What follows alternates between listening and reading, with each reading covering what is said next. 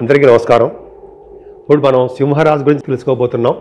ముఖ్యంగా ఏప్రిల్ నెలలో సింహరాశి వారికి ఎలా ఉండబోతోంది అని తెలుసుకుందామండి. ఏం భయపడాల్సిన అవసరం లేదు సార్, చాలా బాగుంటుంది. కొన్ని కష్టాలు అనేవి, ఇబ్బందులు అనేవి అందరికీ వస్తాయి. అవి ఏం సమస్య పోతాయి. మనకి శ్రీరామచంద్రుడు ఉన్నాడు కదా, ఆయన ఒకటి చూసుకుంటాడండి. సరే, మన సింహరాశి వారికి ఈ నెల మొత్తం కూడా ధనం విషయంలో ఏమాత్రం ఇబ్బంది పడరు. అవునా? ఖచ్చితంగా ఇబ్బంది పడరు.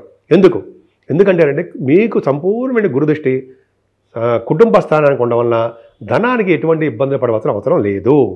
సమయానుకూలంగా మీకు ధనం చేకూరుతుంది అనడంలో సందేహం లేదు. మీకు మొండి బాకీలు ఉంటే అవి మీకు తీర్చడము మీకు వచ్చేస్తాయి. ఇంకా చెప్పాలంటే ఎదుటి వాళ్ళకి హెల్ప్ చేసే తత్వంలోనూ, ఎదుటి వాళ్ళకి ధనం ఇచ్చే స్థితిలోనూ మీరు ఉంటారు. చాలు కదా. మనకి రెండుగా ధనం ఉంది. అలాగే కుటుంబ విషయంలో చాలా చక్కగా బ్రహ్మాండంగా ఉంటారు. కుటుంబ సభ్యుల మధ్యలో మీ పేరు ప్రఖ్యాతులు బాగుంటాయి. ఆదరాభిమానాలు చాలా ఎక్కువ ఉంటాయి. ఆభరణ యోగం కూడా చాలా బాగుంది. విద్యలో ఆటంకాలు కలగవు. ఎక్కడికైనా భోజనం ఉంటుంది. అదృష్టం అంటే గురుదృష్టి ఉందండి. ఎవరికైనా సరే, మీ జాతకంలో సరే, ద్వితీయ భావంలో గురుడున్నా, ద్వితీయ స్థానం గురుడు చూసినా ఫుడ్ ఎక్కడికైనా ఫుడ్ బ్రహ్మాండంగా దొరుకుతూ ఉంటుంది. అందరికీ దొరకదా? మిగతా వాళ్ళకి దొరుకుతుంది, కానీ మీ ప్రత్యేకం చాలా అద్భుతంగా ఉంటుంది. సరే, అది పక్క పెడతామండి. ముఖ్యంగా కుటుంబ స్థానం చాలా బాగుంది. కంఠధ్వని, ముఖ్యంగా గాయకులు కండి, సింగర్స్ అంటారు కదా, వాళ్ళకి చాలా అవకాశాలు వస్తాయి. వాళ్ళని మీకు అవకాశాలు రాకుండా అవకాశాలు రావడమే కాకుండా మిమ్మల్ని విదేశాలు వెళ్ళడము, ప్రోగ్రామ్ చేయడము కోసం మిమ్మల్ని తీసుకెళ్తారు. అలాగే యాంకరింగ్ వృత్తిలో ఉన్న వాళ్ళకి కూడా అంతే. అంటే వాళ్ళకి గౌరవప్రదంగా ఉండడము, నేమ్ అండ్ ఫేమ్ రావడము, ధనప్రాప్తి కలగడం చాలా బాగుంది. మీరు తరచూ దగ్గర ప్రయాణాలు చేయడం సహజం ఎప్పుడు చేస్తూనే ఉంటారు. అలాగే మీ తోబుట్టువుల యొక్క జాగ్రత్తలు కూడా మీరు చూస్తూ ఉంటారు. న్యూస్ గ్యాదరింగ్ చేస్తూ ఉంటారు. ఒక పని మీకు అప్పచెప్తే ఖచ్చితంగా మీకు అకౌంటమైన దీక్షధరిత చేసేస్తారు. భయపడరు, చేస్తూ ఉంటారు. ధైర్యంగా ఉంటారు. మీ తోబుట్టువులకి ధైర్యాన్ని ఇస్తారు. శుభవార్తలు వింటారు. కొత్త ఆలోచనలు వస్తాయండి. మీ వే ఆఫ్ లివింగ్ స్టైలే అద్భుతంగా ఉంటుంది. చాలా బ్రహ్మాండంగా ఉంటారు. ముఖ్యంగా చదువు విషయంలో ఎటువంటి ఆటంకాలు రావు. ముఖ్యంగా మీ మదర్ గారి యొక్క తల్లి ప్రేమ చాలా బాగుంటుందండి. ఆరోగ్య పరిస్థితి, ఆర్థిక పరిస్థితి పర్ఫెక్ట్గా చాలా బాగుంటుంది. ఆవిడకి చాలా మంచిది. అంటే మంచిదంటే ఆ పరిస్థితి చాలా మంచిదని అర్థం. తర్వాత మీరు సంగీతంలో బాగా సాధన చేస్తారు. ఫోర్త్ భావం సంగీతము, ఆభరణ యోగాలు చెప్తుంటాం కదా, సంగీతంలో పర్ఫెక్ట్గా బాగుంటారు. ఆభరణ యోగం మీ గృహాన్ని చక్కగా నీట్గా అలంకరించుకుంటారంటే సందేహమే లేదు. ముఖ్యంగా వాహన యోగము, గృహయోగము, విద్యాయోగము, సుఖపడతారు అండి. ఎక్కడికైనా సుఖపడతారు. చాలా బాగుంది. ముఖ్యంగా రైతుల గురించి చెప్పాలంటే చక్కటి పంటలు పండుతాయి. ఆదాయ వనరులు చాలా బాగుంటాయి. మీకు మొహంలో అంటే మీ ఫేస్లో మంచి సంతోషం ఉట్టిపడుతూ ఉంటుంది. అది మీ జాతకాల రీత్యా ఆధారపడి ఉంటుందండి. ఓవరాల్గా చెప్తున్నాం కాబట్టి మనకి రైతులకి మంచి కాలము, పర్ఫెక్ట్. ఇంకా చెప్పాలంటే మీ సంతానం విషయంలో కొద్దిగా ఆటంకాలు ఎదురవుతూ ఉంటాయి. అంటే మీ సంతానం విషయంలో అంటే సంతానం ప్రెగ్నెన్సీ అయ్యి పుట్టడం విషయంలో కొద్దిగా డిలే అవుతూ ఉంటుంది శని చూడడం వల్ల. అలాగే మీ సంతానం కూడా కొద్దిగా మిమ్మల్ని ఇబ్బంది పడేట్ చేస్తుంటారు. వాళ్ళ వల్ల కొద్దిగా మీరు ఇబ్బందులు ఫేస్ చేస్తూ ఉంటారు. చిన్న ఇబ్బందులు. ఏదైనా శత్రుభయం లేకుండా, శత్రువులు కూడా మిత్రులైపోతూ, రోగాలు మీకు దరిచేరకుండా, రుణాలు చేసినా కూడా వాటిని ఎలా తీర్చాలో మీకు తెలుసు. అటువంటి సంబంధమైన విషయాలు మీకు ఉంటాయి. అంటే శత్రు భయం, రుణ భయము, రోగ భయం లేకుండా మీరు ఉంటారు. ఎందుకనంటే గురుడు సంపూర్ణమైన గురుదృష్టి మీకు ఉంది. ఎటువంటి అనారోగ్య సమస్యలు వచ్చినా అదృష్టవంతులుగా ఉండడానికి మీకు అవకాశాలు ఎక్కువ ఉన్నాయి. అంతేకాకుండా మీ భార్యాభర్తల విషయంలో చిన్న ఆటంకాలు ఏర్పడతాయండి. కొద్దిగా చిన్న ప్రాబ్లమ్స్ వస్తాయి. అంతేకాకుండా భార్యాభర్తలు ఎడబాటు ఉండడము, మనస్పర్ధలు రావడము, అన్యోన్యత కొద్దిగా లోపించడము జరుగుతుంది. దగ్గరకు వచ్చిన సంబంధాలు, పెళ్లి సంబంధాలు ఉంటాయి చూసారా, అవి మీకు రాకుండా ఉంటాయండి. అంటే దగ్గర వచ్చిన సంబంధాలు ఓ పట్టాన అవ్వవు, క్యాన్సిల్ అయిపోతూ ఉంటాయి. చిన్న ఇబ్బందులు ఎదురవుతూ ఉంటాయి. ముఖ్యంగా భాగస్వాములు. ఏ భాగస్వాములు? జీవిత భాగస్వామితో పాటు వ్యాపార భాగస్వాముల మధ్యలో విభేదాలు తలెత్తుతాయి. కొద్దిగా జాగ్రత్తగా ఉండండి సుమా. సరే, రవి బుధులు అష్టమంలో 5 గ్రహాల ప్రభావము. భయమా? ఏం భయం లేదండి. ఎందుకంటే శనీశ్వరుడు మీకు అష్టమంలో ఉన్నాడు. అవునా? చాలా ఇబ్బందులు ఉంటాయి, కరెక్టే. కానీ అష్టమ శని ఉన్నాడంటే ఆయుర్దాయాన్ని ఇస్తాడు అని ఖచ్చితంగా చెప్తాం మనం. కాకపోతే ఏంటంటే మీకు అష్టమ శని, అష్టమ రాహు దోషం చాలా విపరీతంగా మీకు ఉంది. ఉండడం వల్ల ఏమవుతుంది, మీకు సకాలంలో భోజనం చేయలేకపోవడము, సకాలంలో ఏ పని చేయలేకపోవడము, మర్చిపోతూ ఉండడము, అన్ని రంగాల్లోనూ వెనకబడిపోతూ ఉండడము. మీరు ఎంతో స్పీడ్గా తెలివిగా డైనమిక్గా ఉంటారు. కానీ శని ప్రభావం వల్ల, అష్టమ శని దోషం వల్ల కొద్దిగా బద్ధకం వచ్చేస్తూ ఉంటుంది, మర్చిపోతూ ఉంటారు. అది కొంచెం చిన్న ఇబ్బందులు ఉంటాయి. అష్టమస్థానం రాహు కూడా దోషమైన ఉంటాయి. దూర బంధువులు చనిపోవడము అలా చెప్పకూడదు. వాడికి ఆరోగ్యం బాగుండదు అని చెప్పాలి.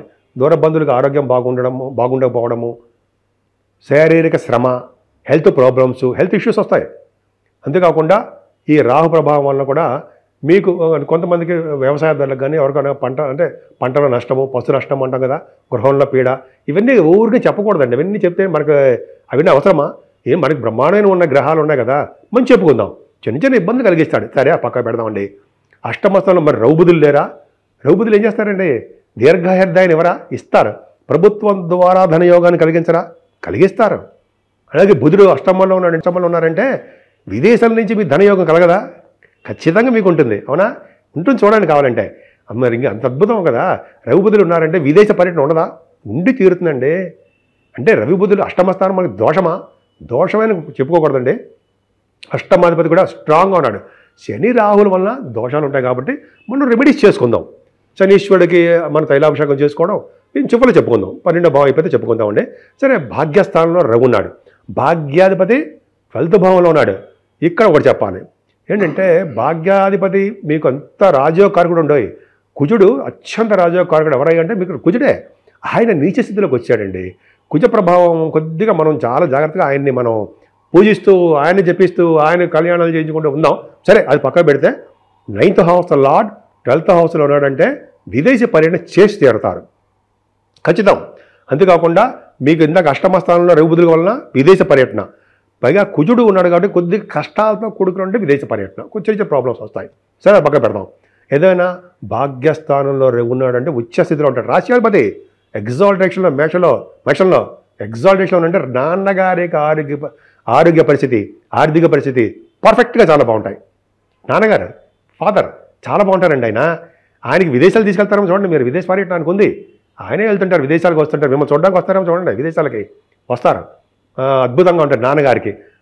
ఇంకా చెప్పాలంటే మీ ధన విషయంలో బ్రహ్మాండంగా ఉంటుంది రాజకీయ నాయకుల కంటే. ఎందుకంటే దశమంలో రవి ఉంటే దిగ్బలుడు అంటాం, వెరీ వెరీ స్ట్రాంగ్ అంటాం.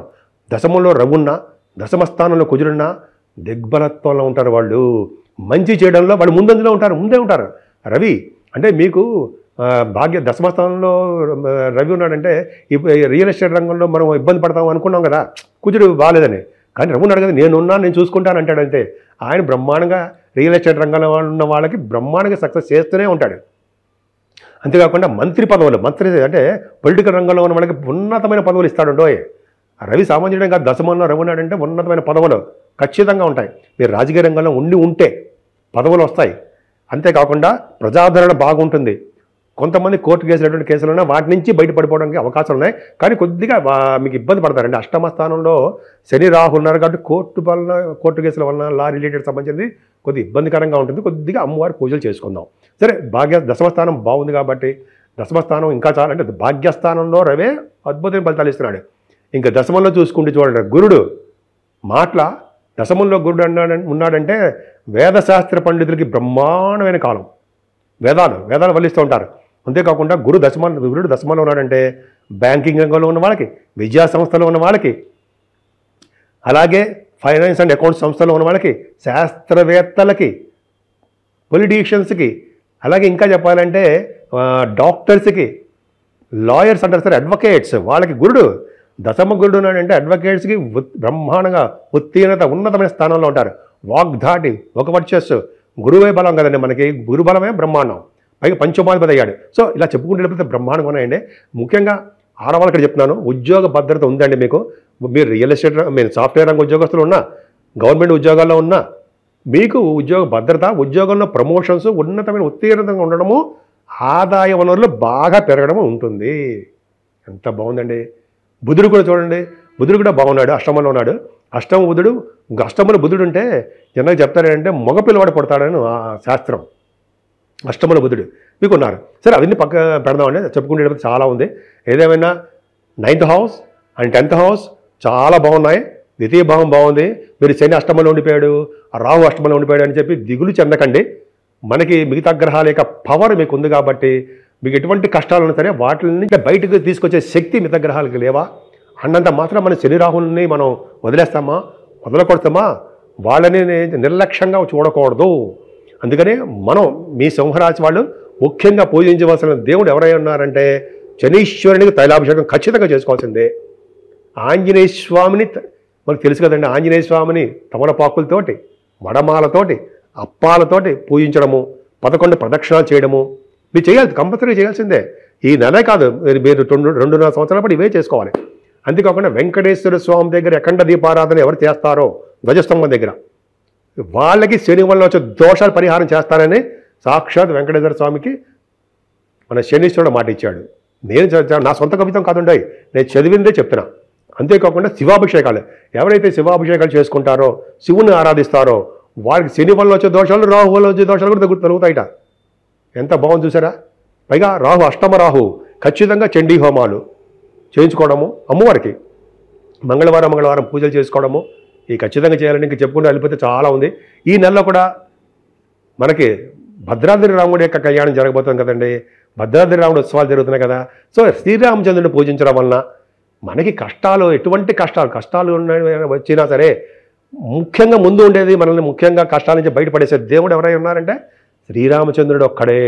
ఆయన్ని పూజించడం వలన, ఆంజనేయ స్వామి పూజించడం వలన సింహరాశి వాళ్ళకి ఎటువంటి ప్రాబ్లమ్స్ లేకుండా భగవంతుడి యొక్క ఆశీస్సులు మీకు ఎప్పుడూ ఉంటాయి. సో ఈ రాశి మీరు సింహరాశి వాళ్ళకి అన్ని రంగాల్లోనూ ముందంజలో ఉండాలని, ముఖ్యంగా ఆరోగ్య విషయంలోనూ, కోర్టు సంబంధించిన విషయాల్లోనూ చిన్న చిన్న ప్రాబ్లమ్స్ ఏమైనా ఉంటాయి, అనారోగ్య సమస్యలు ఏమైనా ఉంటాయి, వాటి నుంచి మీరు బయటపడాలని, సంపూర్ణమైన ఆరోగ్యవంతులుగా ఉండాలని నేను మనస్ఫూర్తిగా శ్రీరామచంద్రుడిని మీకు వేరుకుంటున్నాను.